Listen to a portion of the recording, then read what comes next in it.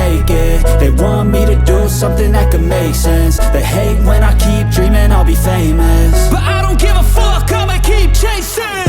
I got all this potential that's deep inside of me, but they hate when you're successful cause they try to be. They sit there being judgmental because you're trying things, and they just want you to settle and do the right thing. So get a good job, don't slack off. Wake up every morning, make a good impression on your boss. Don't do anything that I wouldn't do, and when you're making money, make sure you don't spend it too soon.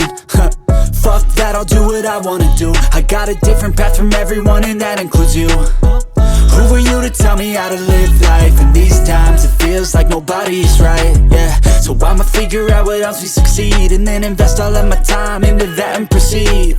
I need whatever the hell could make me happy, and I don't think you have a clue what could that be. They tell me that I'm never gonna make it. They want me to do something that could make sense. They hate when I keep dreaming I'll be famous, but I don't give a fuck, I'ma keep chasing. They tell